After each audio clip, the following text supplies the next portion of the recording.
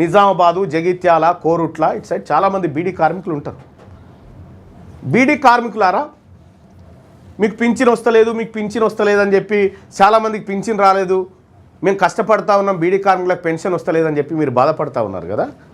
మీ సొమ్ము ఎవడు మింగిండో తెలుసా? మీ బీడీ కార్మికుల సొమ్ము ఎవడు మింగిండో తెలుసా? రారీగా చూపిస్తా.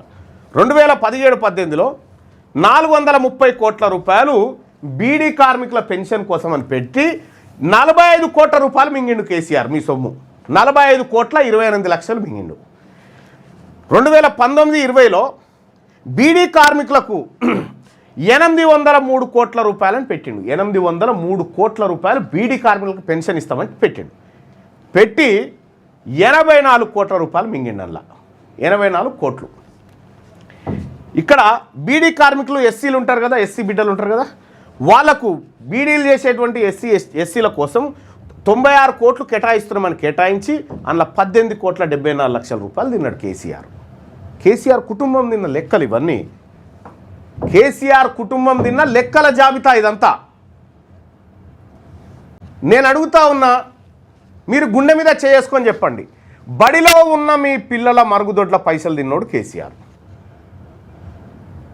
ఇప్పుడు రేవంత్ రెడ్డి ఇంతకంటే ఎక్కువ తింటున్నాడు. ఆ లెక్క మళ్ళీ వేరే, ఆ లెక్క మళ్ళీ చెప్తా నేను.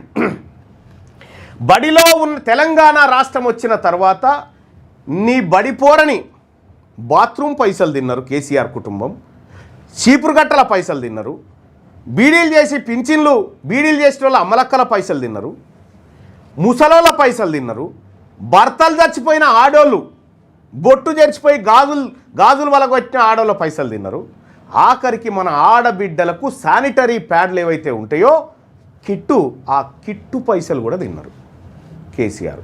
ఈయనే బాపు. ఇప్పుడు ఆ బాపే మళ్ళా రావాలని చెప్తాం. మళ్ళా రావాలి, మన సొమ్ము తినాలి. ఇదేనా? నేను ఒక మాట చెప్తా ఉన్నా, తెలంగాణ రాజ్యాధికార పార్టీ మన వర్గాల పార్టీ. మన సొమ్ము ఎవడు మింగుతా ఉన్నాడు, ఎవడు దొబ్బుకపోతా ఉన్నాడో క్షుణ్యంగా పర్యవేక్షిస్తున్నటువంటి పార్టీ మన పార్టీ.